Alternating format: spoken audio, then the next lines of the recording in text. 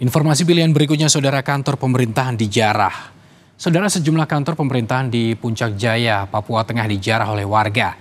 Tak hanya menjarah, warga juga melakukan perusakan terhadap gedung kantor. Akibat penjarahan, seluruh barang inventaris kantor raib dibawa warga. Kantor Bupati Puncak Jaya, Papua Tengah pada Senin pagi 26 Mei didapati dalam kondisi porak-poranda. Sejumlah barang inventaris kantor seperti televisi, komputer, meja, dan kursi raib dibawa oleh sekelompok orang.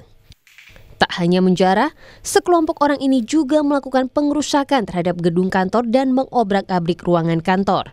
Pembobolan kantor Bupati Puncak Jaya, tepatnya di ruangan Kominfo dan di ruangan Zoom meeting di Kominfo.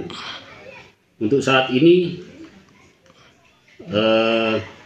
pihak terkait yang mengalami kerugian sudah membuat laporan polisi dan sudah menghitung berapa nilai kerugian dan apa-apa saja barang yang dicuri.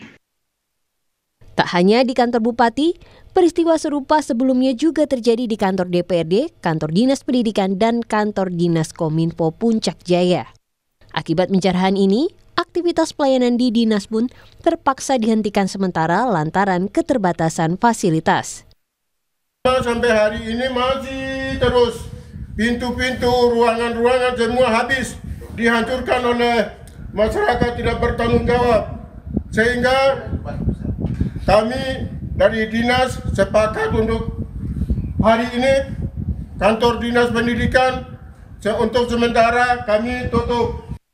Belum diketahui pemicu dari aksi penjarahan ini. Saat ini polisi masih menyelidiki terkait identitas para pelaku pengerusakan dan penjarahan di sejumlah kantor pemerintahan di Puncak Jaya, Papua Tengah. Vidi Rakmeni, Kompas TV Puncak Jaya, Papua Tengah.